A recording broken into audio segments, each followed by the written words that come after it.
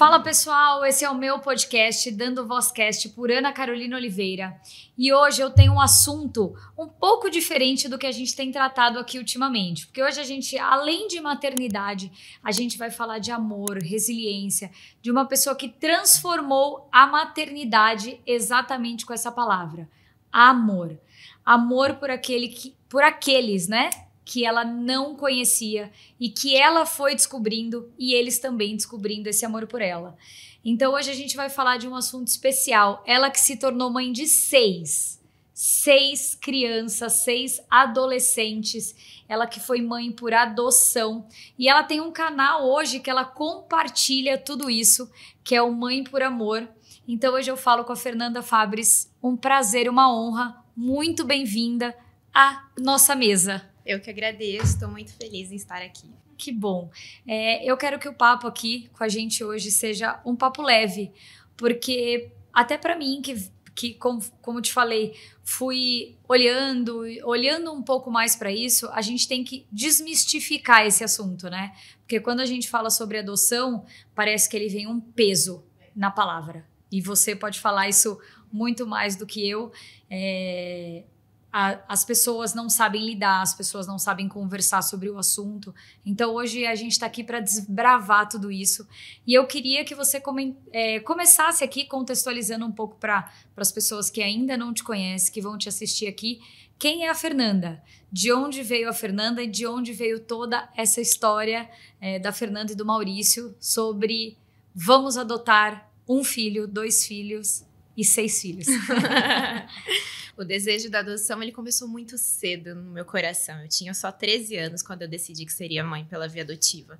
Minha tia paterna, ela sempre levava crianças para passar o Natal com a gente. E teve uma garotinha específica que mexeu muito comigo. Ela foi embora, minha tia tinha até a intenção de adotá-la, mas eu lembro quando ela foi embora, eu olhei para ela e falei assim, por que eu tenho um lar e ela não? Qual é a diferença entre mim e ela? E a gente tinha a mesma idade, mais ou menos, né? E eu parei a pensar, falei assim, eu acho que um dia eu vou ser mãe pela via adotiva. E eu comecei a tentar entender esse universo. Mesmo criança, adolescente, eu comecei a visitar instituições, conhecer a realidade dessas crianças e cada dia mais fui amadurecendo o meu coração. E o mais legal de tudo, que eu gosto sempre de dizer, é que não foi pela dó, não foi motivada por tadinha. Não, eu entendi que era família, que eu podia amar e eu estava decidida que eu amaria um filho assim. Aí, lá por volta dos meus 16 anos, conheci meu esposo, o Maurício. Era super novinha na época. E a gente casou super jovem. Eu casei com 18 anos. Nossa, bem 18. Jovem mesmo. Vou fazer 20 anos de casada esse ano. Nossa, e não parece. Você é bem jovem. Vou fazer 38 agora. Eu sou jovem, mas você é bem mais jovem que eu. E eu lembro que quando a gente foi ficar noivo, eu já comentei com ele, eu falei, Maurício, eu tenho um desejo de adotar, tudo bem pra você? E o Maurício me surpreendeu, porque eu achei que ele fosse ter tabu com o assunto, e ele, não, tudo bem, mas ele expressou também que ele queria ter um filho pela via biológica, que era um desejo do meu coração. Sim. Então a gente casou, logo em seguida, não deu nem 9 meses, eu comecei a tentar engravidar. Tinha 18 anos tentando engravidar. E eu não engravidava de forma alguma. Eu fiz inúmeros exames, tentamos diagnóstico e todos os médicos que eu ia dizer a mesma coisa. Você não tem nada. Aí o Maurício passou por check-up. O Maurício também não tem nada. E sempre me falava, calma, você vai engravidar. Esse calma, você vai engravidar, durou 11 anos. E foi o período mais difícil da minha vida. Onde eu acumulei 3 depressões e eu era uma pessoa extremamente triste. E jovem ainda. Super. Porque eu achava que tinha alguma coisa errada comigo. Era como se eu não fosse mulher o suficiente. Era uma coisa muito esquisita que na época eu não conseguia descrever. E o mais interessante é que durante esses 11 anos, eu não conseguia pensar na adoção. Mesmo sendo um desejo antigo do meu coração. E aí, depois, né, de um bom tempo, eu fui fazer um tratamento não invasivo. E no final dele, o médico falou pra mim assim, Fer, para você só uma fertilização. E quando ele falou isso, diferente do que eu imaginei, que eu sentiria, eu senti muito alívio. E eu comecei a chorar na frente do médico, assim, mas um choro muito forte. Ele ficou super assustado. E eu falava... Ele falou, agora eu acabei com a sua vida. Porque eu falava pra ele sem parar. Você tá dizendo que eu não preciso engravidar? Você tá dizendo que eu não preciso engravidar? E ele, não, eu disse pra você fazer uma fertilização. E eu repetia. E nessa consulta foi a única que o Maurício não tinha ido comigo. E eu fui sozinha pro carro, sentei. Eu fiquei 30 minutos chorando. Mas se libertando daquele sentimento. Mas era um alívio tão grande. Eu falei, tem alguma coisa nisso, né? E aí, nessa época, a gente decidiu que não conversaríamos sobre esse assunto. Eu queria me curar. E aí, eu fui entendendo que o desejo de engravidar nem era meu. Era de todas as pessoas que me cercavam, da cobrança da sociedade. Minha mãe tinha vontade de ter um bebê. Então, eu queria muito dar esse bebê para minha mãe. Minha sogra já tinha outros netos. Eu queria dar um netinho com a cara do meu marido para minha sogra. Mas não era, assim, uma coisa... Não era sobre você, era sobre os outros. E aí eu fui me curando. Nós ficamos mais ou menos 1 ano e meio nesse processo. E foi um processo muito legal, porque eu fugi de todas as grávidas que eu podia. Eu não ia em nenhum chá de bebê, em nada. E eu comecei a verbalizar para as pessoas. Porque antes, quando me perguntavam, quando vem o bebê, que eu casei, já tinha muitos anos de casado. Você casa, tem que vir o filho. Eu falava, eu tô estudando, não, eu vou fazer uma viagem, não, eu vou trabalhar. Eu nunca falava que eu estava tentando e não conseguia. E aí eu passei a falar, olha, eu não consigo engravidar pelos métodos normais, né? E aí as pessoas ficavam sem graça e paravam de perguntar. E aí eu fui ouvindo isso, parece que aquilo foi me curando, até que o Maurício foi num abrigo lá de Limeira e conheceu um garotinho de 5 anos. E ele voltou falando desse garotinho, assim, com muita alegria. E eu ouvia ele e falava assim, eu acho que ele tá pronto. Mas eu não me sentia pronta ainda. Mas eu fiquei quietinha na minha. Por mais que fosse um desejo, não tava no momento. Porque eu tinha certeza dentro de mim que eu não podia me tornar mãe pela via adotiva com aquele peso que eu tava carregando nas costas. Eu tinha que primeiro cuidar dessa dor para que eu não projetasse nos meus filhos. E eu não conhecia muito sobre o processo adotivo. Mas eu não queria levar para eles o peso do filho que eu não gerei. Então, inconscientemente, eu já estava vivendo um processo muito legal, que é o luto, e que a gente sempre indica para todo mundo que sofre de infertilidade. Aí, naquela época, foi curando, até que eu percebi que não doía mais. Quando não começou a não doer mais, a gente começou a falar de 2 filhos, não mais um. Só que era um plano, assim, pra gente de 2 anos. Eu estava no meu 2º ano do doutorado, eu estava pensando em fazer um pós-doc fora do Brasil, minha vida profissional estava entrando no eixo. E eu só entrei no Google e coloquei documentos para adotar. Na hora que eu coloquei, primeiro site, assim, foi o primeiro site, Adote um Boa Noite. Eu achei muito interessante o título, cliquei e eu vi que tinha fotos de crianças. Na primeira reação foi, mas isso pode, né? Agora me explica, para eu, Carol, mesmo saber, o que é um Adote um Boa Noite? O Adote um Boa Noite, ele é um site de busca ativa regulamentado pelo TJ São Paulo. Então, eles disponibilizam, todo o estado tem a sua forma de trabalhar com a busca ativa, mas ali são disponibilizadas crianças e adolescentes com pouca chance de adoção, aqueles que não são tão procurados pelos candidatos, mas eu também não sabia naquele momento. Sim. E aí eu comecei a ver as fotos e na hora, a primeira foto, eu já senti um negócio estranho. E eu sou muito curiosa, comecei a ver todas. Na hora que chegou nossos filhos, os nossos 4 primeiros filhos, eu olhei e eu já gritei. Meus filhos, eu tava na Unicamp, na época, aí tinha uma colega, ela olhou pra mim e falou assim, você é louca? Eu falei, vem ver meus filhos. E aí ela olhou e falou assim, você é louca. Aí eu tirei um print, mandei pro meu esposo, e meu esposo, não veio. Aí ele confirmou, né? Você não pode estar passando muito bem. Não. Aí na hora eu parei pra pensar, eu falei assim, mas são 4 crianças. Eles tinham 3, 6, 9 e 11 anos. Eu falei, como que eu vou dar conta de 4 crianças? E eu fiquei ali 15 dias digerindo aquilo e não saía da minha cabeça. Eu dormia e acordava com eles. Às vezes eu acordava. É muito engraçado que no nosso último filho foi exatamente da mesma forma. Eu acordo de madrugada, com a certeza de que é muito engraçado, é muito louco. E eu sempre Deus conversando com você. E eu acordava.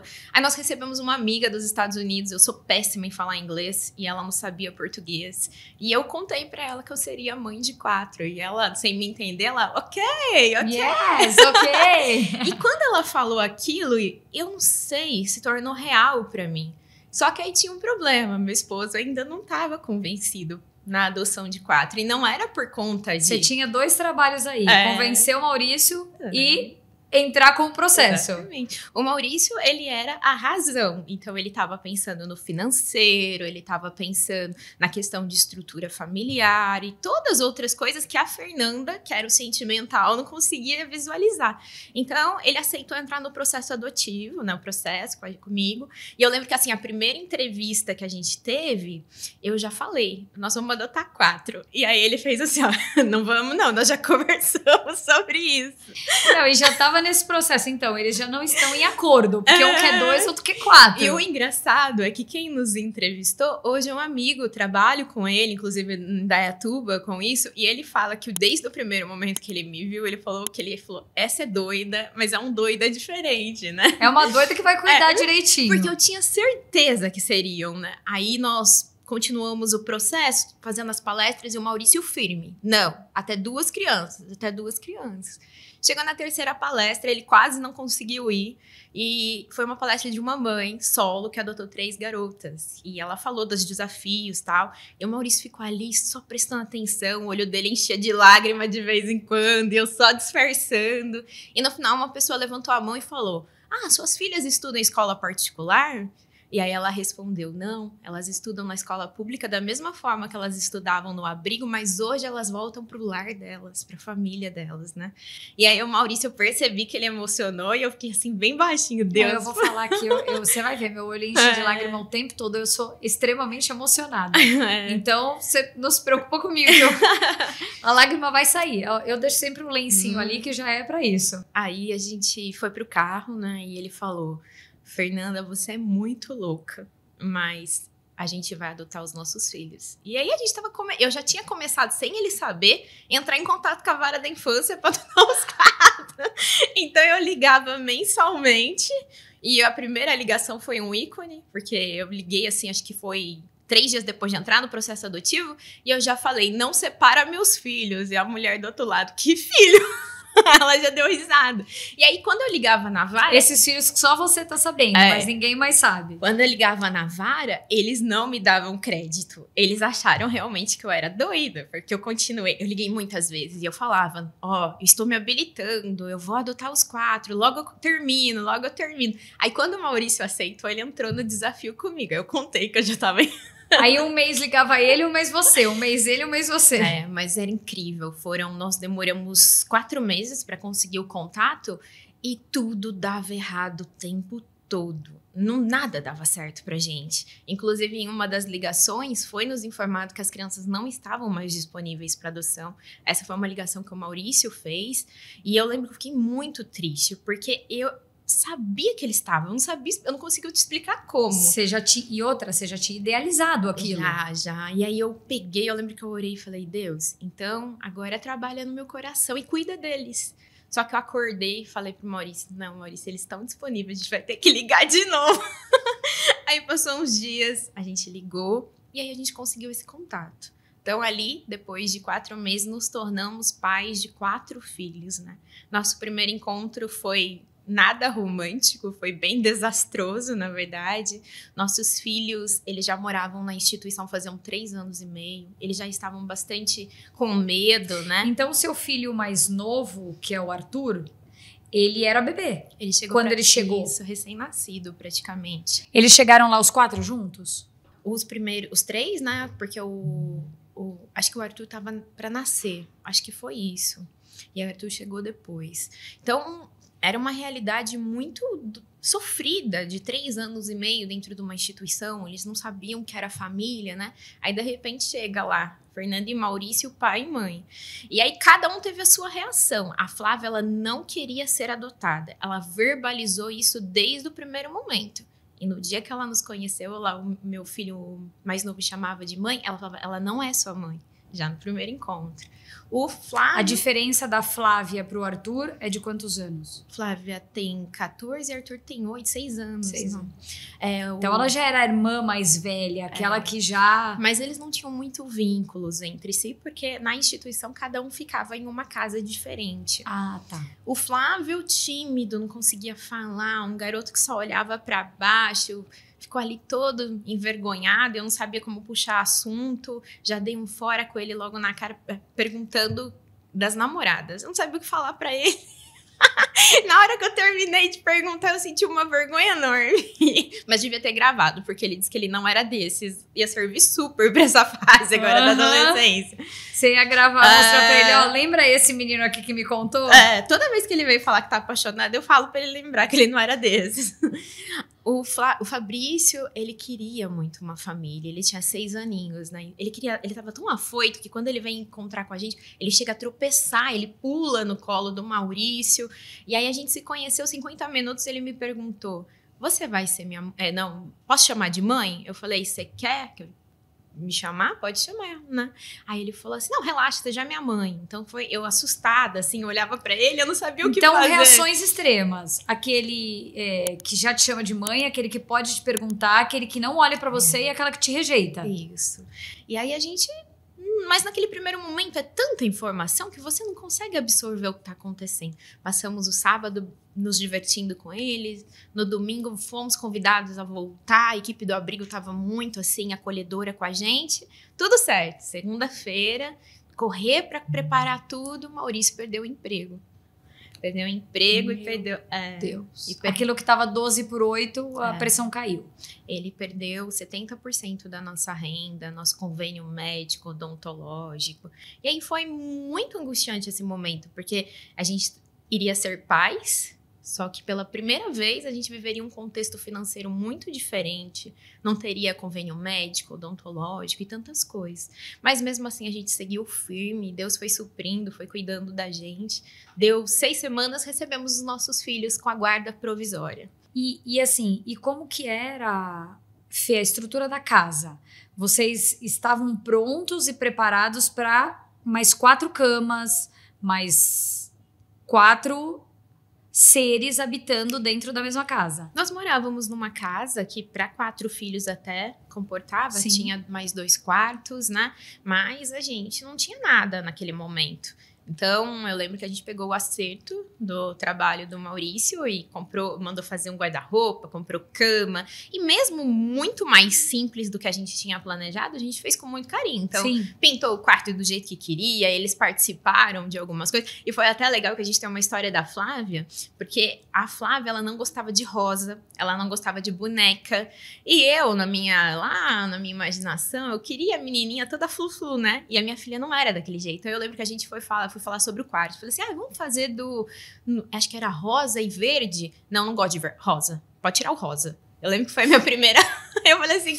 A gente, enquanto mãe, pensa menina, você idealiza, né? Isso, é exatamente isso. Eu achei que seria garotinho. Eu tinha aquela idealização dos laços, e a minha filha não gostava disso. Então, também eu tive que aprender a amar todo esse contexto. O filho real, ele é sempre diferente do imaginário. Eu tenho uma menina de 4 anos, né? Ela gosta de rosa, ela usa. Mas se ela puder escolher o azul, ela prefere. A Flávia também. Sempre gostou. Ela ama azul. Hoje ela usa até roupa rosa. Mas naquele momento... E aí eu dou muita risada, porque foi muito legal. Porque a Flávia, ela tem muita opinião. Então ela era muito incisiva no falar, né? E se ela percebia que eu gostava de uma coisa, ela gostava de outra. Era sempre de propósito. Sim. Ô Fê, deixa eu fazer uma pergunta. Eu falo muito sobre o cuidado da saúde mental, né? Dentro da minha rede. Isso para mim é algo primordial.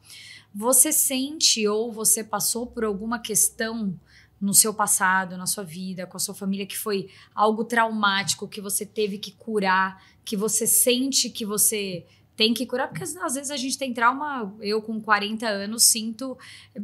Acho que hoje não... Acho, né? A gente sempre acha que não tem. Mas você sente que você teve que fazer alguma cura de antes ou neste processo de estar com eles até para aprender a lidar? Sim, eu achava que aquela primeira cura, que era o luto, viver o luto por não engravidar, seria o suficiente. Mas quando os nossos filhos chegaram com a guarda provisória, a gente começou a conhecê-los e viver todos os desafios que são intrínsecos da adoção e que estão relacionados com o trauma. E aí, nesse momento, a minha infância bateu muito. Ah, tá, era isso que eu ia te perguntar. Então, eu tive muita questão, principalmente com o Fabrício, que me chamou de mãe com 50 minutos. Eu não conseguia amá-lo de jeito nenhum. Eu demorei 1 ano para aprender aprender a amá-lo. E era uma coisa, assim, que era um sentimento muito ruim que eu não conseguia controlar. Mas às vezes eu até evitava ele. E aí depois, né, de um ano que eu na terapia, eu entendi que não era sobre ele. Eu não gostava daquilo que ele me fazia lembrar sobre mim. Então, Ele cutucava as suas feridas que estavam ali adormecidas. Eu não tive uma infância difícil, vivi junto com os meus pais, mas eu era uma criança muito chorona, muito delicada, muito assim, quero muita atenção. E o Fabrício demandava isso de mim. Eu não conseguia dar atenção para ele porque eu nem sabia dar atenção. Minha mãe também era muito parecida comigo, então minha mãe, ela é mais séria, que também teve uma vida difícil. Então, foi bem difícil. E outra coisa, né? Quando a gente vira mãe, se a gente não toma cuidado, a gente reproduz tudo aquilo que a gente não queria. Quando o ciclo se repetindo. E é muito rápido, a gente nem percebe, né? Então, a terapia, para mim, na vinculação com os meus filhos, ela foi extremamente importante. E é esse um dos desafios da adoção que eu acho que poucas pessoas levam em consideração. Você tem que lidar com seus próprios traumas e você vai ter que lidar com os traumas das crianças. Além de ter que lidar com a criação de um filho. Então, são muitos desafios, né? Quando a gente olha para adoção, principalmente durante a adaptação, a gente não pode comparar com a maternidade biológica, porque existem algumas coisas que são muito específicas. E se a gente olha como igual, a gente negligencia esse cuidado. Hoje, 5 anos após os 4, é igual. Os desafios que eu vivo e um desafio que uma mãe biológica vive é igual. Sim, vocês passaram por essas barreiras. Sim, a gente tem algum reflexo do trauma em alguns momentos, mas não é como no início. Então, as crianças, elas chegam, né, com um sistema de alerta muito ativado. Sim. Elas reagem em modo sobrevivência. Você acha que o modo rejeição, ele é o que mais rege as crianças? Quando eles chegaram, por exemplo? Eu fui rejeitada por 3, né? Dos meus 4 primeiros filhos. A Nath eu não passei por rejeição, nem o Manu. Mas a rejeição, ela também é uma proteção. É como se o subconsciente falasse, é melhor você rejeitar, porque aí você não se apega, você não vai gostar deles, aí eles vão te abandonar e você não vai sofrer. Não, mas a minha pergunta é, eles sofreram essa rejeição, então eles eram crianças que se sentiam rejeitadas, por exemplo, no abrigo, aí eles vieram e, óbvio, eles criam esse gatilho que é melhor eu rejeitar outra pessoa também para que eu não passe por isso? O abandono, a gente tem... Primeiro, vamos entender o que leva uma criança para uma instituição, né? As principais causas é a negligência. Tudo que está ligado com a negligência. Negligência de cuidado, de segurança, educação, dos direitos básicos. Então, a maior parte, se a gente pegar ali 90% até, dá até para ser alto, das crianças que estão no abrigo, é por conta disso. E quando a gente olha para a negligência, a gente também tem uma questão muito importante com o uso de drogas e de álcool por parte da família. Aí, outro ponto, aí vem os abusos, os maus tratos físicos e tudo mais, e uma parcela minúscula de crianças que são entregues para adoção. Inclusive, a gente sempre tem que frisar que uma mãe entregar o bebê para adoção através da entrega voluntária não é crime, é uma lei que existe desde 2017, e isso é um direito da criança, não é da mulher. Então, todo mundo fica reclamando, mas a mulher entregou, não sei o quê. Mas, gente, é proteção à infância, é melhor essa criança ir para a instituição logo cedo do que sofrer suicídio e tantas outras coisas, né? Dentro desse contexto, dá para colocar todas as crianças. Eles carregam muita dor do abandono por conta do rompimento. Eles se veem de forma sempre muito negativa, então o olhar deles sobre eles nunca é positivo. É como se eles não fossem nada, eles não merecem o sentimento. Eles não merecem, eles não têm direito, Não. E a culpa? Uma culpa que não dá para explicar. Eles se culpam pelo que aconteceu com eles. Então, uma das coisas que a gente vê é que as crianças, quando elas chegam num abrigo, elas ficam muito bravas com o judiciário, com a equipe da vara da infância, porque para eles, por pior que fosse a vida que eles levavam, era a única vida que eles conheciam. E era uma vida boa, eles não conheciam outra. Então, eles não sabiam que ser espancada era um problema. Eles não sabiam que não ir à escola é um problema, porque é a vida que eles conheciam. Sim. E a gente tem uma mania de achar que sempre a família biológica não tinha carinho, não tinha afeto. E não é o que a gente vê. Muitas vezes é negligenciado, mas a mãe, quando não está sob o uso de droga, é super carinhosa com a criança. Sim. Então existe um afeto. Essas crianças chegam no abrigo, elas sofrem absurdamente, porque elas vão ver a realidade, mas elas fazem também para se proteger um bloqueio. Então é como se elas deixassem de sentir. Essa questão é muito séria, porque se a criança ficar muito tempo segurando, deixando de sentir, ela pode inclusive dessensibilizar, e isso traz danos. E adoecer, né? Isso, traz danos muito importantes para a vida adulta. Agora, quando a criança chega na adoção, não tem mais como fugir. Ela vai lidar com a história dela. Então, não tem como, porque é o contraste do que é uma vida familiar e a vida que ela tinha. Eles sofrem absurdamente. A gente teve nossa filha mais velha, Nath, ela sofreu muito com isso. Quando ela chegou na nossa casa e viu que o nosso lar era de amor, de afeto, que a gente sentava para jantar, que tinha, gerou nela um gatilho para uma questão psíquica dela. E ela teve uma crise por conta disso.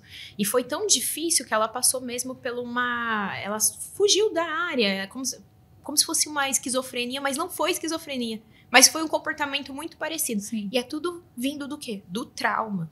Então, é muito complexo essa realidade. E é por isso que eu falo que, às vezes, a gente não pode comparar. Porque lidar com isso, Ana, é muito desafiador. Não tem um pai, uma mãe que tá pronto.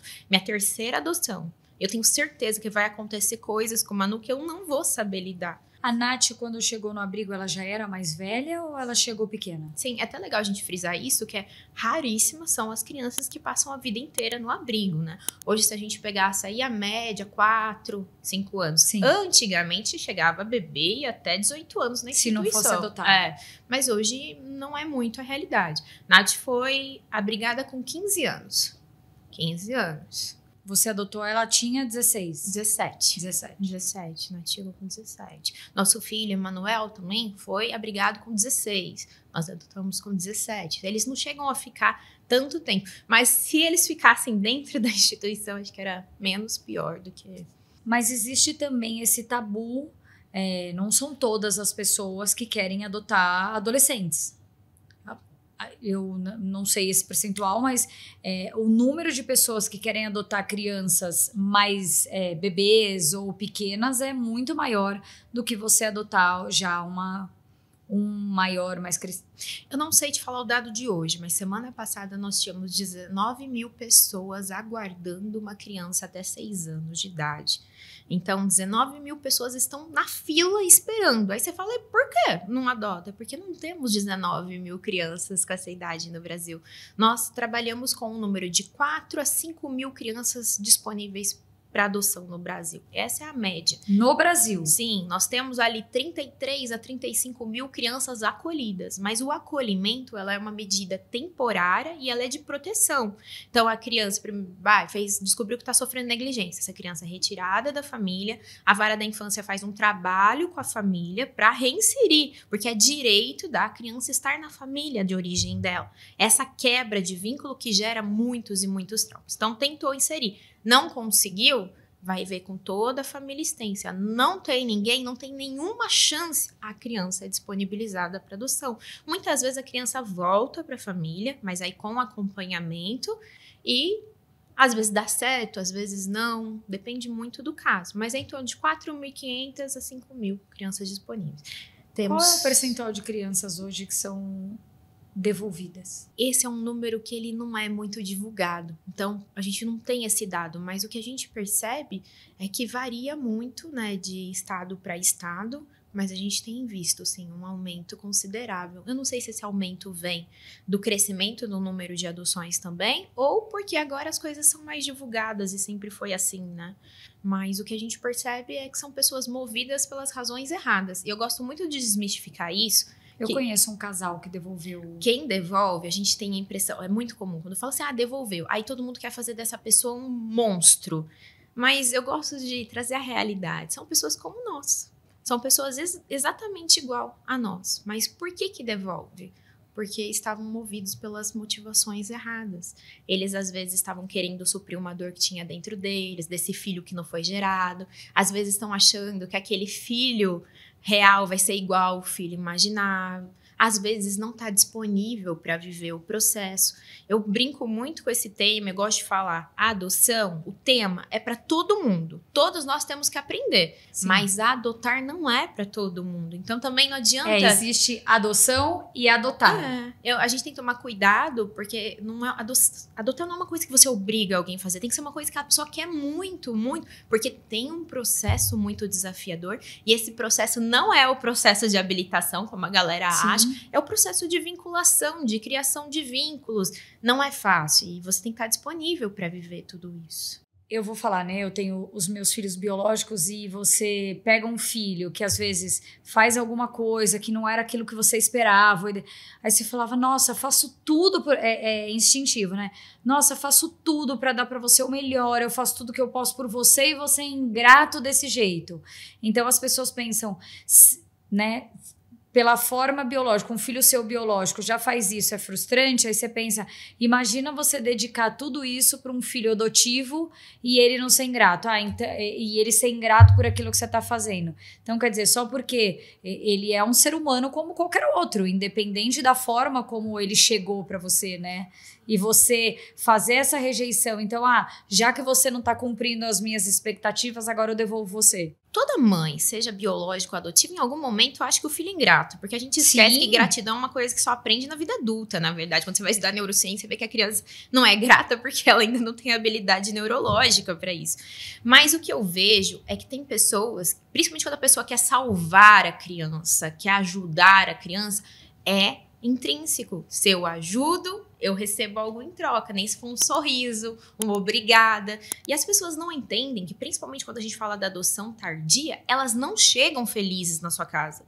Ali, a sua casa... Inclusive, o ódio, ele acho que domina muito mais essa criança por ela, esse adolescente, né, que você falou, por ele realmente já ter esses sentimentos já enraizados. Porque é o momento de viver tudo, que ele revive tudo. Então, não é sobre a gente. Parece que é sobre a família, mas num primeiro momento não tem nada a ver com o papel dos pais. É ele dentro dele, brigando com ele mesmo. E é um momento de muito sofrimento. Mas é sofrimento, assim, hoje eu consigo enxergar o sofrimento, porque a gente vai aprendendo, você vai tendo empatia. Mas lá na minha primeira adoção, eu não conseguia enxergar isso. Inclusive, eu achava que eu estava fazendo mal para os meus filhos. A Flávia, ela pediu para voltar para o abrigo 1 ano e 3 meses. Era 3 vezes na semana, 4... Tinha períodos que até todo dia. Ela me rejeitou absurdamente. Ela olhava na minha cara, assim, com a maior cara de tacho e falava, você nunca vai ser minha mãe. E era muito difícil viver aquilo. E dolorido, né? E eu sempre olhava pra mim. Peraí. Ai, ela não gosta de mim. Eles não gostam de mim. Ai, é sobre mim, é sobre mim, é sobre mim. Até que eu entendi que não tinha nada a ver comigo. Que ela só tava tentando trazer a dor dela pra mim.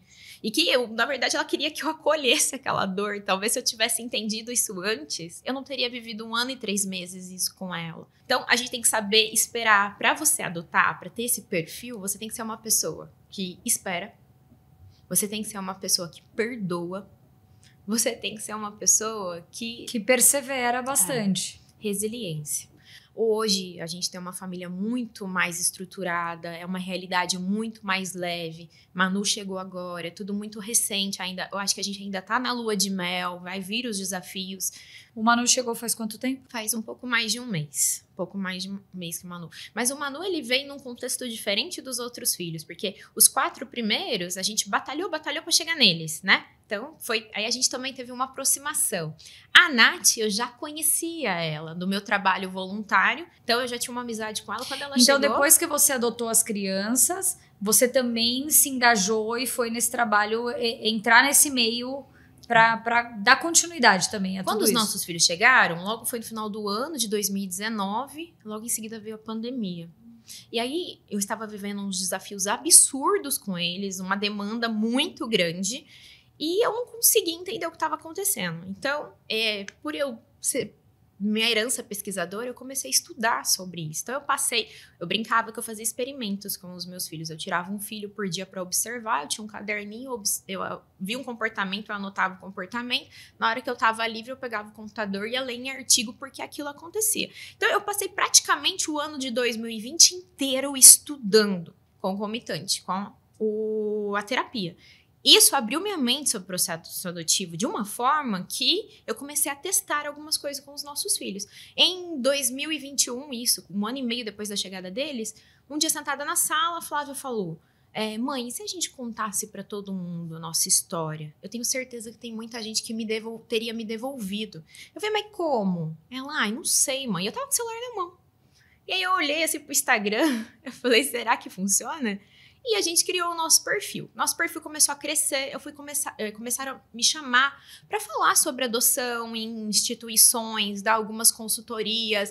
E eu fui crescendo cada vez mais nesse assunto, principalmente porque o que eu fazia? A instituição me chamava para explicar e ensinar a minha parte, tá? Eu pedia: então deixa eu ter contato com as crianças, para eu poder entender o contexto deles. E aí todas as instituições que eu ia com algumas perguntinhas para as crianças, com a autorização da instituição. E aí eu fui conhecendo esse lado de que eles não têm sonho, nunca.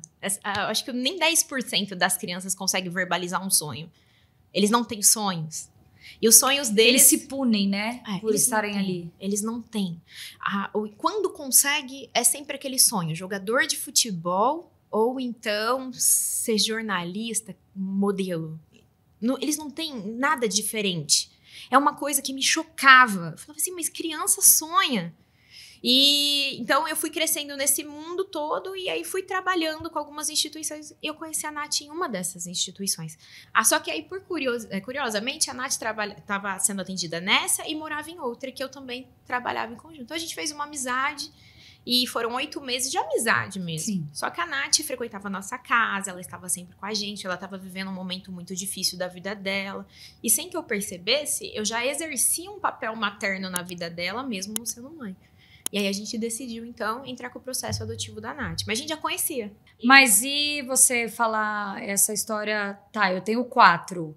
E compactuar com seu marido que agora vocês seriam 5. Eles seriam em 5 filhos. Na verdade, a Nath, nós dois sentimos ao mesmo tempo que a gente iria adotá-la. Mas eu tinha prometido para ele que nós não teríamos mais filho, então eu fiquei quietinha. Até que um dia ele verbalizou. Até para ele não lembrar para você que você tinha prometido que você ia descumprir a promessa, né? Eu lembro que ela tinha passado uma semana com a gente, numa situação muito ruim que ela tava.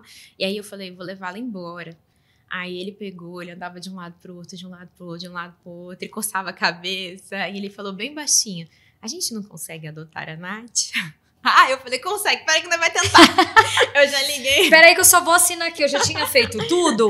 Eu só precisava desse seu aval. Mas aí na época também eu não sabia como iria fazer, porque a Nath já tinha 17 anos e 5 meses. O processo de habilitação da minha cidade dura 1 ano e meio, não ia dar tempo. E aí eu entrei em contato com a promotora e a promotora explicou que como a gente tinha um vínculo antes, a gente podia entrar com um processo por vínculo. Mas primeiro tinha que confirmar se não tinha ninguém no cadastro e tal. E já tinha sido confirmada várias vezes. Não tinha ninguém no Brasil nem fora dele interessado em adotar a Nath. Porque a gente também tem que desmistificar isso. O perfil não é só idade. São outras características que a criança carrega, como doenças pré-existentes, alguma deficiência, tem algumas questões em relação ao passado, aceita abuso, aceita filhos de... Você também tem que falar, aceita de pessoas que usavam drogas, que usavam álcool, Sim, frutos de incesto. Isso vem de predisposição, né, na criança. Tudo isso tá dentro do perfil e as pessoas continuam falando do quê? Meu perfil é aberto, meu perfil é aberto. Não, você teve que colocar um xizinho lá em várias questões. E a Nath tinha um perfil delicado e não tinha ninguém interessado. Aí, para nossa surpresa, o processo da Nath durou 15 dias, nós estamos com a guarda provisória. Nossa! Foi muito rápido, conseguimos a guarda provisória. Quando é para ser... E aí, 8 meses depois, antes dela completar 18 anos... Porque se ela tivesse 18 anos, vocês não poderiam mais adotá-la. Aí a gente depois poderia até dar o nosso nome, alguma coisa assim, mas aí não seria uma adoção. E a gente queria que a Nath fosse realmente filha, que ela tivesse os direitos de filha. Aí vivemos alguns desafios com a Nath, mas foi diferente da primeira adoção. uma garota mais velha, que chegou sem nenhum sonho, mas logo em seguida entrou na faculdade, foi Que superando, ela tá indo super bem.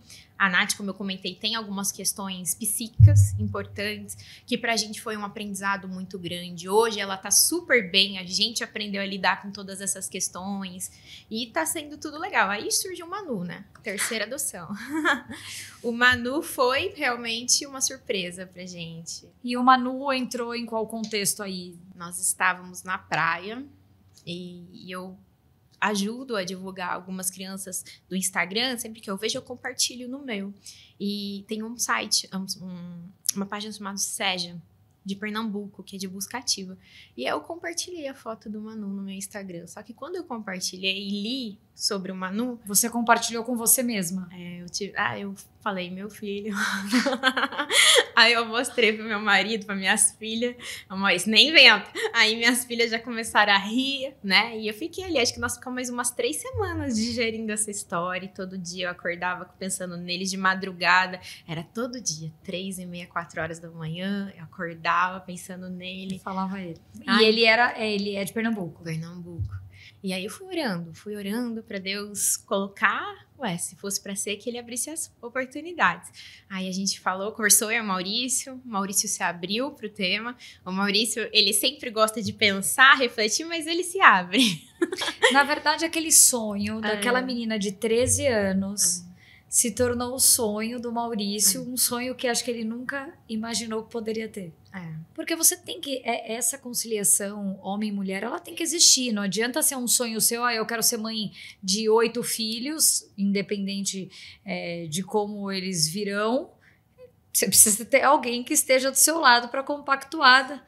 Mas eu acho que o Manu, Deus é tão perfeito, Ana, que a gente viveu tanto desafio. Se eu contasse em tudo que eu vivia, é devastador. Assim. Às vezes até eu fico assim, nossa, como eu aguentei tanta coisa. Mas quando eu vi a foto, a gente estava numa viagem na praia. E aquela viagem foi muito especial pra gente, porque pela primeira vez eu e o Maurício conseguimos ver um sorriso totalmente transformado nos nossos filhos. E foi uma viagem que mexeu com a gente, porque a gente viu aquela transformação. Então o Manu, ele chegou nesse momento. Então, apesar de todas as batalhas que a gente viveu, a gente aprendeu a amar o processo de transformação dos nossos filhos. Então, hoje eu olho pro Manu e eu já fico assim, daqui a pouco é ele que tá transformado. Sim. E viver isso é muito lindo. Como posso dizer pra você?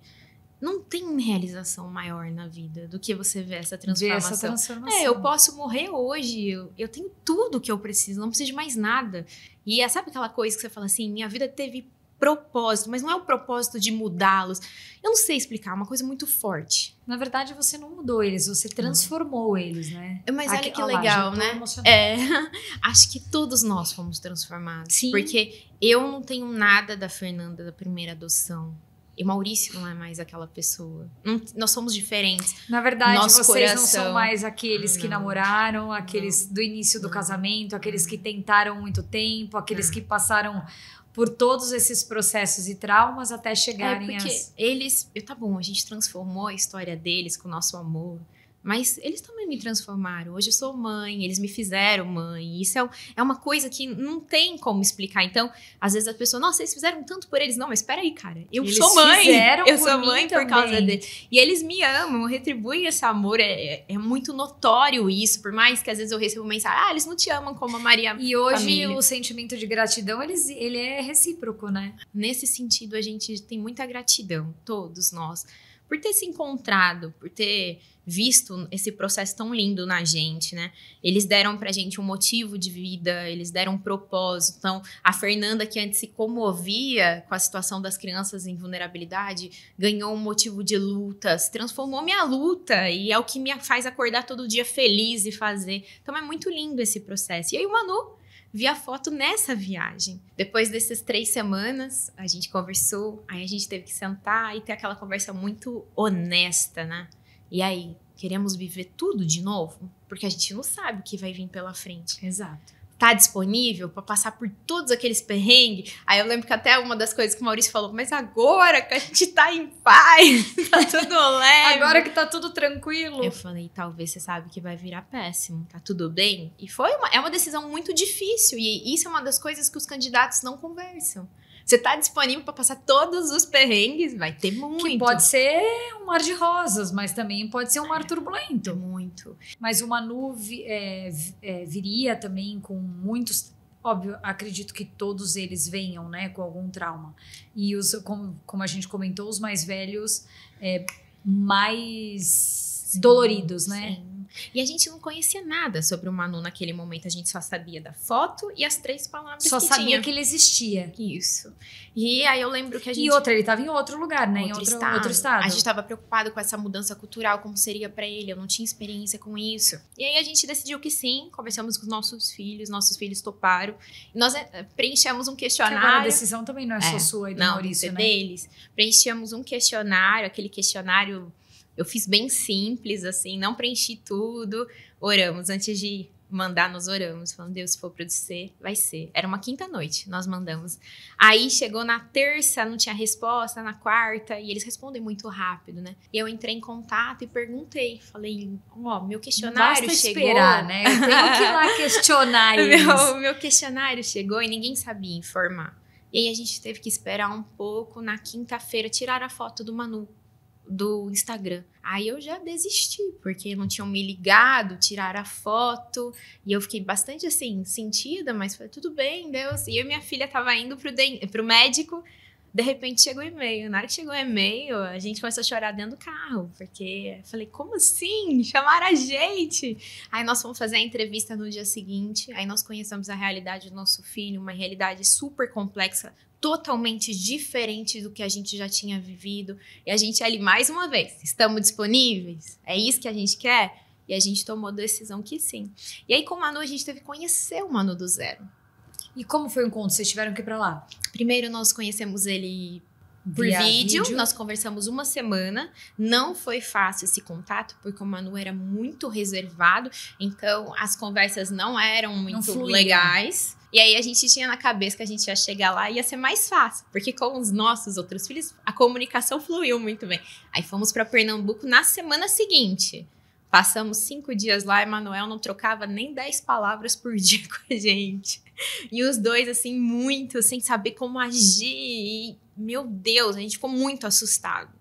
E aí o nosso filho veio pra cá depois desse período e no aeroporto ele tava com uma cara de velório. Parecia que ele tava indo pra um velório. Ele tava muito triste.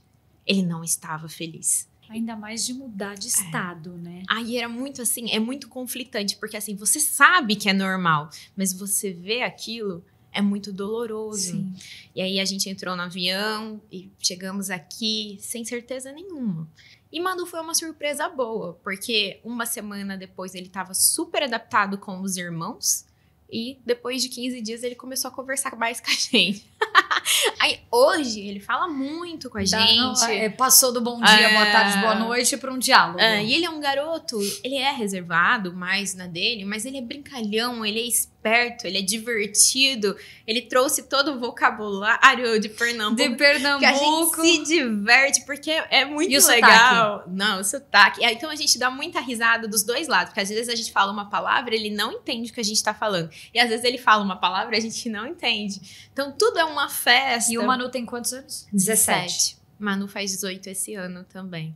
E Manu, ele tá, como eu disse, é uma surpresa boa pra gente, mas a gente ainda tá vivendo essa adaptação. E me fala uma coisa, eu quero falar de um assunto que ele é polêmico, por conta de... É uma realidade no nosso país. Sim. E eu gosto sempre de tratar as realidades de frente.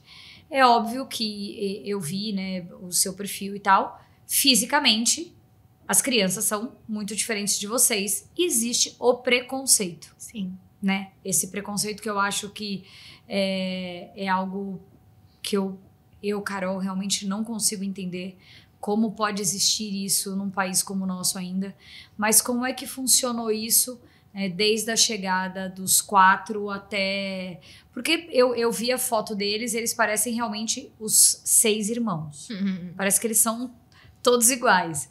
Mas como é que é na escola, como é que é na família, na introdução desse meio e de vocês hoje? Tudo isso começa com aquele estereótipo da criança que vai chegar catarrenta, que não sabe se vestir, cabelo todo destruído, e que vai estar sempre batendo e gritando. Essa é a visão que as pessoas têm de uma criança que vive numa instituição de acolhimento. E isso a gente vê sempre no Instagram. As pessoas, nossa, eu não achei que era assim. E às vezes a gente até fica pensando, mas assim como? É, assim como? De onde você... Porque isso tá dentro da mente. Você projetou aquilo, isso não é a realidade. Então, quando a gente começou a contar da adoção, já tinha alguns colegas, alguém que falava assim, ih, não sei o quê, né? Uma brincadeirinha de mau gosto, algum tipo de estereótipo. Quando nós começamos a passear com os 4 menores, nós tínhamos a questão, eu, branca, pequenininha, tinha 32 anos, o Maurício branco e os 4 são pretos. E a gente ia para os lugares, lógico que todo mundo percebia que era adotivo. Então, as pessoas ficavam nos olhando o tempo todo. E outra, já existe aquele estereótipo de você ter um. Você simplesmente chegava com 4. Então, no início, parecia que as pessoas achavam que a gente estava passeando com eles, que eles não eram nossos filhos. Eu lembro que o primeiro passeio que a gente trouxe eles para nossa casa, nós fomos em um supermercado e na fila, me chocou que a pessoa saiu da fila, se afastou da gente, com aquele ar. E é algo que não faz zero parte da sua vida, né? Então, não fazia. Chocava um pouco. Depois, quando eles vieram morar com a gente frequentava um restaurante, alguma coisa, ninguém nos conhecia naquela época da internet, mas a gente entrava nos lugares, as pessoas paravam para nos olhar. A gente via todo mundo nos olhando. E aí aquilo incomodava a gente, incomodava eles também. Só que a gente entendeu que a forma como a gente via ia influenciar a forma como eles iam ver. Então nós começamos a brincar com a situação. O Maurício é super brincalhão, começou a fazer brincadeira do tipo, tá vendo, Fernanda, você me traiu, é isso que agora eu tenho que passar vergonha. E aí eles riam, levavam na brincadeira. Eu lembro que quando eu ia levar em qualquer lugar médico, era onde mais passava esse constrangimento. Porque as pessoas ficavam questionando de uma forma discreta. Eu sempre tinha que falar que era adotivo. E eu acho que isso não é necessário. Não. A gente fala pro profissional médico, mas eu não preciso ficar falando na recepção que eles são adotivos. E aí ficava, mas você é a mãe? Nossa, como assim? Aí eu sempre brincava. Às vezes a pessoa sem querer, ela tem essa reação. Esse é o famoso sem querer querendo, né? Aí eu sempre brincava, não, acabei de fazer lipo. Na frente deles, assim, eu tirava sarro. E aí eles riam, mas eles riam muito. Ele nasceu com 15 anos e aí eu operei a semana passada e já tô ótima. Então eu brincava muito. E aí eles começaram a brincar também com a situação. Então, eu não me lembro de muitas vezes que passamos por constrangimento, porque eu acho que a gente bloqueou isso, não percebia. Na escola, o Flávio, quando ele chegou, ele tinha um pouquinho de vergonha de mim. Mas era porque ele não queria ficar contando para os amigos dele que ele era adotivo. E não tinha como me ver e não falar que ele era adotivo. Então ele tinha um pouquinho de vergonha. Quando ele se empoderou da história, essa vergonha passou. Aí quando surgiu o Instagram, não tinha mais como esconder. Todo mundo começou a nos conhecer. Então, ainda mais uma cidade relativamente pequena que vocês moravam. A gente não tem muito isso. As crianças também não enfrentam muito. Eu acho que o lugar que a gente mais sofre preconceito é na rede social. Na rede social, nós somos bombardeados. Inclusive, isso já afetou o meu emocional muitas vezes. Eu já quis desistir do Instagram. As pessoas acham que é muito leve, né? Não, já me adoeceu muitas vezes o Instagram, porque é pesado, as pessoas falam coisas muito cruéis sobre os nossos filhos, sobre a gente. Quando a Natália chegou, eu acho que me feriu muito, porque nunca passou aquilo na minha cabeça. Mas criaram uma história de que a Natália e o Maurício tinham um caso. Aquilo me afetou de uma forma... Não tô podendo acreditar. Essa é uma frase que eu uso muito na minha rede social. Quando você acha que você viu de tudo, vem alguém e ela consegue se superar. Foi muito difícil esse momento, porque a Nath, por ser já maior, ela tem rede social, ela lia tudo que estava sendo escrito, só que ela levava melhor do que eu. Eu fiquei muito abalada, porque eu queria proteger ela dessa situação. O Maurício, ele se mantinha forte, mas também estava muito triste de ser exposto a isso. Foi muito difícil. E tantas outras questões que a gente já ouviu. Toda hora tem alguém dando um diagnóstico para um dos meus filhos. A internet, ela te leva para os extremos, né? Ou ela te leva para um lugar muito legal que você vai se realizar, ou ela realmente tem o poder de te levar para o buraco. E as pessoas acham que porque elas estão atrás de uma tela, porque elas estão atrás de um teclado, elas podem falar o que elas querem, porque elas não estão nem aí. a falta de empatia dentro da rede social, ela é um negócio gigantesco. Elas não estão nem aí se elas vão te machucar, se elas vão... O que vai sentir? Ela simplesmente digitou, desligou o celular dela e foi dormir. O aparelho no dente mesmo foi uma coisa que a gente tomou uma decisão extremamente rápida de colocar, porque as pessoas zombavam dos dentes dos nossos filhos. E aí eu tinha medo disso começar a aparecer nas mensagens e um deles ler alguma coisa assim. Eu tenho que me preocupar com a roupa que eles usam, eu tenho que me preocupar o tempo todo, porque eles têm que ser perfeitos na rede social. E isso é uma coisa que eu acho que não é benéfico para eles. Então, a gente blinda muito eles desse mundo, embora eles participem, a gente faz conteúdos hoje que eles se sentem totalmente confortável e a gente sempre tomando cuidado para isso não afetá-los. Mas como eu leio tudo, me afeta muito. Sim. Mas choca ver que como que uma adoção de um adolescente pode gerar tanto desconforto. E eu compartilho histórias de adoção no meu perfil que não são minhas, né? E é incrível quando é um bebê. Bom, o vídeo viraliza. Quando é adoção tardia, só se o vídeo for muito fofo pra viralizar. Geralmente não viraliza. Então as pessoas ainda têm muito preconceito. O que eu mais ouvi sobre o Emanuel foi: pra que adotar um menino dessa idade? Já tem que estar trabalhando, chamavam ele de vagabundo, sim, essas coisas. Ele vai trabalhar, isso não quer dizer que ele não tenha que cumprir o papel dele na sociedade. Exatamente. Isso também não quer dizer que ele não possa ter uma família. Mas o que as pessoas não entendem é que o trauma, esse monte de trauma, ele muda o cérebro da criança. Muda. Então, mesmo tendo 17 anos, hoje a ciência já mostra que eles têm de 3 a 4 anos a menos de maturação cerebral. Então, meu filho, ele tem 17 anos, mas o cérebro dele é de uma criança de 13 anos. Então, 13 anos não vai se virar sozinha, não vai conseguir. Nós acompanhamos o desacolhimento de algumas garotas e foi a situação mais dolorosa da minha vida. Se você virasse para Fernanda, uma frustração nesse processo, foi vê-las desacolhendo. Com todo o suporte, tinha ajuda, tinha afeto, tinha emprego. Elas não conseguiram manter isso. Elas foram todas pro caminho errado. Aí você fala assim, mas por que vai pro caminho errado? Não tem maturidade cerebral e não se ama, tá buscando algo que ainda não encontrou. Então vai para aquilo que elas conhecem. São geralmente as coisas erradas.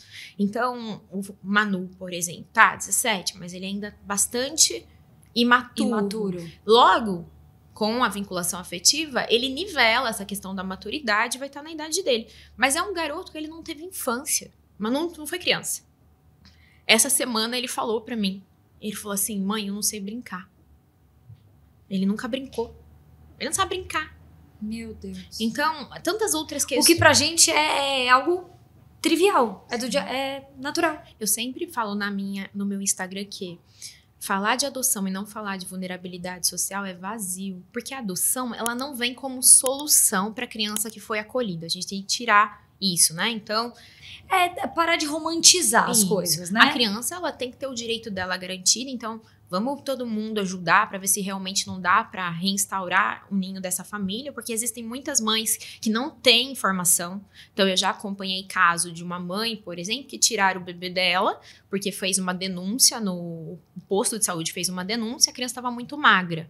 E já tinha ido várias vezes muito magra. Chegou na instituição, essa criança quase morreu, porque ninguém sabia, ela tinha uma síndrome rara, foi pro hospital, chegou no hospital, fez o diagnóstico. A criança era magra porque ela tinha uma síndrome rara, ninguém nunca diagnosticou, aquela criança precisava tomar um leite específico. Tinha nada a ver com a mãe. Então, quando a gente olha para adoção como solução para isso, a gente tira o direito dessa criança estar com essa mãe, e uma mãe que queria essa criança. Então, é muito complexo esse mundo. Lógico que existem histórias absurdas, principalmente de maus tratos, mas é muito difícil da gente olhar para esse todo. E essas crianças, elas não viveram o básico, Ana. Nem toda criança. O Manu, ele veio pra furar ainda... Eu já tenho uma bolha muito furada, eu brinco. Mas ele veio pra furar demais. Eu não consegui imaginar que hoje, até vou falar isso porque ele compartilhou ontem no meu Instagram. Manu tá aprendendo a ler e escrever. Com 17 anos. A gente nunca imaginou que isso acontecesse com tanta frequência como ainda acontece. E aí você fala, tá bom, lê e escreve. É porque você imagina, né? Nossa, muitas crianças, mas viver e estar na realidade é outra coisa, né? E aqui em São Paulo, no nosso estado, as crianças, elas estão sempre na escola. Elas podem evadir, né? Mas sempre vai lá, bota de novo. Aí evade, e vai, e sai, e entra e sai. Mas nem algumas regiões do nosso estado mesmo mais afastada, que não tem essa fiscalização um pouco maior, tem criança que não tá na escola sim. Tem criança que não frequentou a escola. E aí, pra nossa realidade, é muito distante. Como assim? Não vai para a escola? Uai, se essa criança não tivesse vulnerabilidade, ela não precisaria ser acolhida, não precisaria ir para adoção.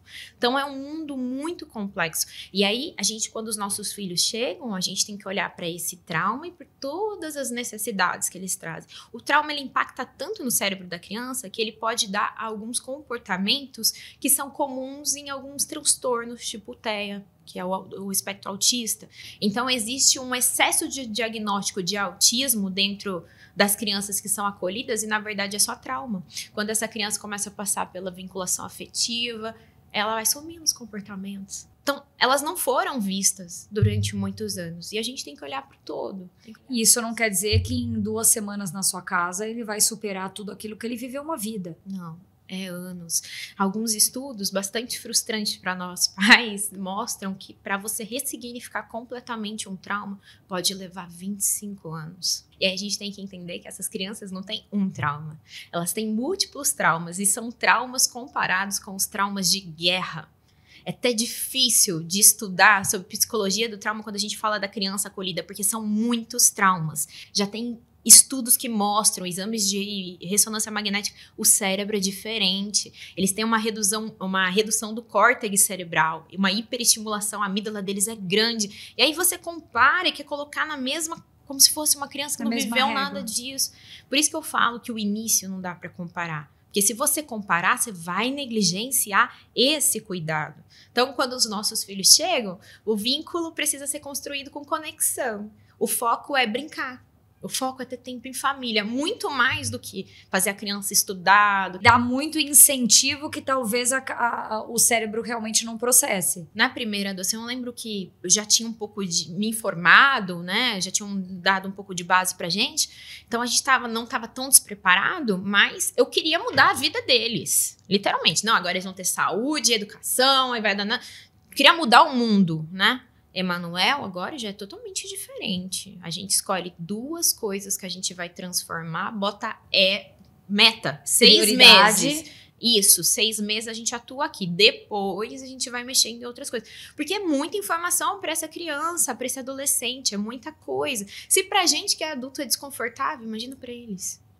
E como é que vocês trabalham essa questão da saúde mental deles? Todos eles fazem terapia? Os mais velhos fazem terapia, cada um com um psicólogo diferente. Emanuel ainda não vai começar, como ele é muito reservado, junto com uma equipe, a gente decidiu aguardar. Fabrício é o próximo a fazer, e o Arthur, por ser pequeno, a gente resolveu esperar um pouquinho ainda, porque o Tutu, ele ainda tá muito na fase do imaginário, mas também vai chegando ali perto da pré-adolescência, tem que fazer, eu brinco assim, dá pra você até adiar, mas tem que fazer. Mas uma coisa muito importante que eu sempre falo, às vezes a gente foca na terapia da criança, mas principalmente nos primeiros 2 anos da adoção, é primordial. Tem que ser, na verdade, prioridade. Terapia do adulto que passa mais tempo com as crianças. Se é a mãe, se é um pai, mas tem que fazer. Porque o nosso comportamento modula o comportamento deles. Se a gente conseguir conduzir isso de uma forma mais amorosa, respeitosa, tudo fica mais leve, tudo fica mais tranquilo. Eu sabia que nessa nossa conversa eu teria muitas surpresas, desmistificaria muitas coisas, mas eu realmente, você vendo a realidade, conversando com alguém que vive, é muito diferente. Mas assim, eu só tenho a demonstrar aqui minha admiração ainda maior por você e pelo Maurício que está aqui. Para que vocês saibam, o Maurício também está aqui, mas eu quis que ele sentasse aqui na mesa, mas ele disse que não, que ele prefere ficar ali no bastidor, que isso é algo que a Fê fala um pouco melhor. A minha admiração, eu tinha aqui um cronograma, eu sou dessa, que eu não sigo cronograma nenhum. Minha admiração, meu muito obrigado. Tem alguma coisa que a gente não tocou no assunto que você ache importante as pessoas saberem ou as pessoas falarem? seguir aqui um rumo que foram curiosidades minhas, que talvez fossem curiosidade das outras pessoas também. Acho que a gente pode finalizar lembrando, então, que a adoção é para todos. O tema, nós todos temos que aprender, porque a forma como a sociedade vai cuidar dessas crianças vai impactar dentro da casa dessas famílias adotivas, mas adotar não é para todo mundo. E aí a gente, antes de tomar decisão... E tá tudo bem, né? Exatamente. Isso não faz, quem adota não é especial. É uma questão de ter perfil. Mas antes de adotar, a gente tem que parar para refletir um pouquinho. E a primeira pergunta que a gente tem que fazer é: por que eu quero adotar? O que me move? Qual é o desejo? Se você tiver qualquer uma vontade associada, além da vontade de ser pai e mãe, às vezes é legal você esperar, repensar para entender. Se você estiver dentro das suas motivações, eu tenho uma vida boa, acho que eu posso oferecer uma vida boa para essa criança, sinal de perigo. Ai, que dó, eu queria tanto ajudar uma criança, sinal de perigo. Eu não consegui engravidar mesmo, então eu vou adotar, sinal de perigo. Mas quem é infértil não pode adotar? Não é isso que eu tô falando. Mas você precisa entender que esse filho adotivo, ele não substitui o filho biológico que você não teve. Você não vai poder colocar essa expectativa sobre ele. Então, entender essa motivação para que evite frustrações. Que frustrações? A devolução, ela destrói a vida dessas crianças. A devolução, ela é muito pior do que o primeiro abandono, porque essas crianças chegam para nós achando que elas não são nada. Nosso filho, quando veio, ele disse uma frase para o psicólogo que até hoje me dói. Ele falou, o psicólogo perguntou: quem é você? Ele falou: eu sou um bosta. Meu Deus. Então, é essa a visão que eles têm. Quando eles são devolvidos, é como se você dissesse para eles: você é tudo que você achou que você é, você não merece nada. Então, destrói a vida deles, mas também destrói a vida de quem devolve. Ninguém consegue devolver e voltar a viver como se nada tivesse acontecido. Dói absurdamente dentro. Então, a gente tem que ter responsabilidade, porque isso vai machucar muitas pessoas. E a gente não deve se colocar numa situação assim. Adotar não é para todo mundo. E tá tudo bem. E tá tudo bem. Não vamos romantizar aquilo que não precisa ser romantizado, né? Eu tenho uma pessoa que eu conheço que ela fez um dia um programa, né? Eles tinham um programa de adote uma criança, não de adotar, de tirar do abrigo, mas que você desse condições dela estudar em algum lugar especial. E eu lembro de um menino que ele foi estudar num colégio muito bom, muito grandioso aqui de São Paulo, e aquilo foi um problema para ele. Porque você tem que entender também se aquela criança, como vai ser a recepção. Você deve passar por isso. A recepção dessa criança de um meio completamente diferente daquela escola. Uma escola de pais muito ricos, crianças muito ricas, que vêm daquela bolha, e realmente você inserir uma criança de um abrigo que ela nunca viveu aquela realidade, ela não vai saber.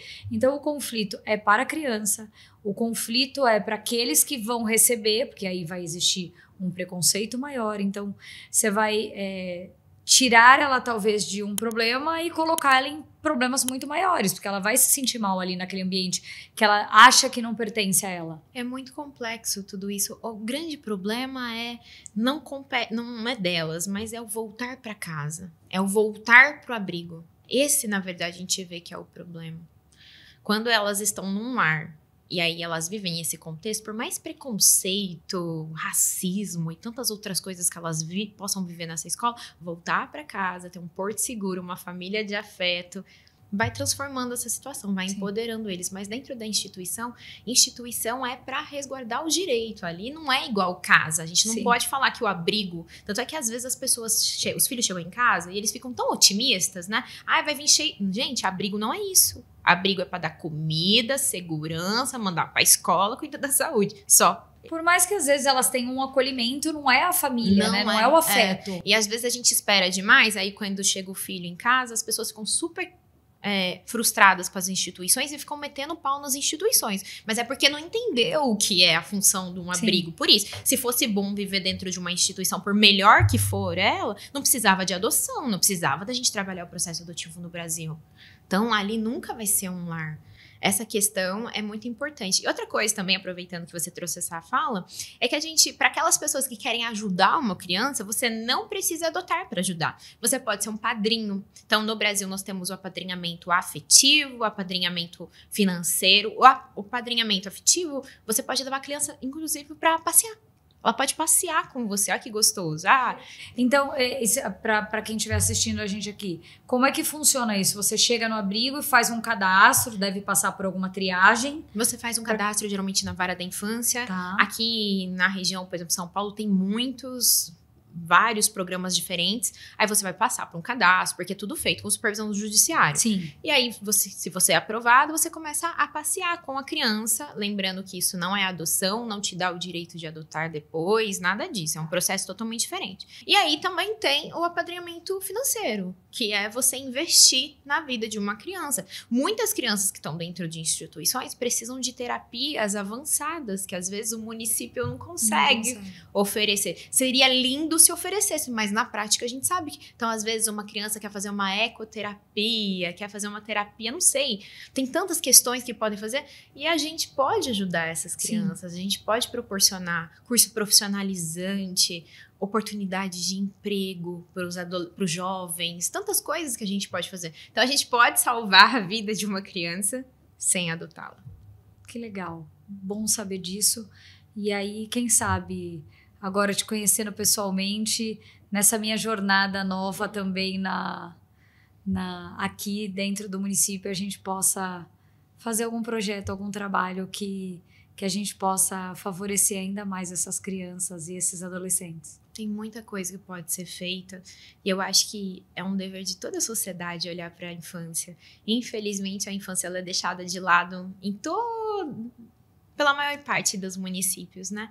A gente vive falando, tem que proteger as crianças, mas a gente vê uma criança pedindo dinheiro na rua, a gente fecha o vidro e segue em frente. E a gente tem que aprender a olhar para eles com um olhar atento, porque às vezes esse olhar pode mudar a vida deles. A gente percebe, Ana, que uma das coisas que frustram os candidatos que querem um bebê e esperam 7, 10 anos na fila é que essas crianças, elas demoram muito para ser acolhidas, porque demoram muito tempo também para alguém denunciar, para alguém enxergá-las.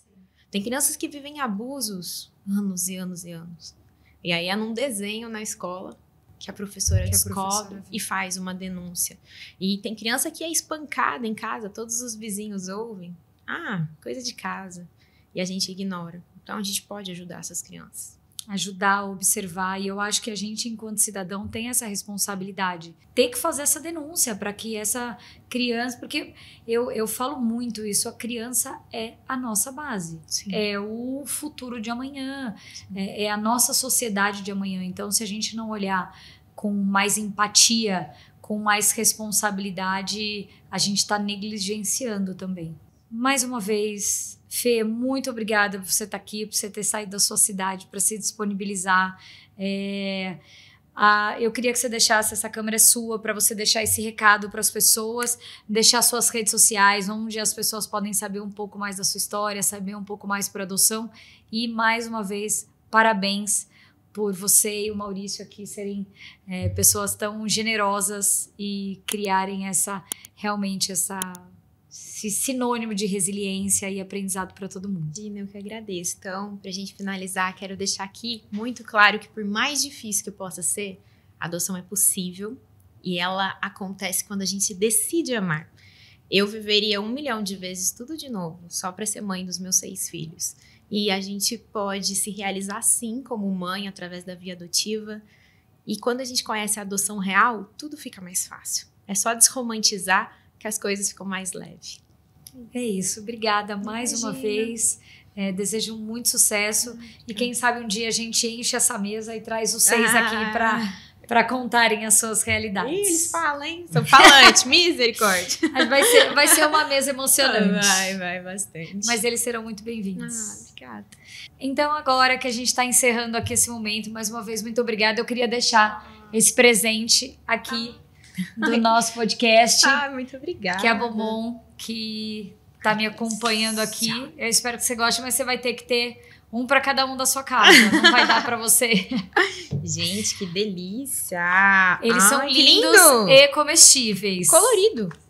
Que lindo. Eles são pintados à mão.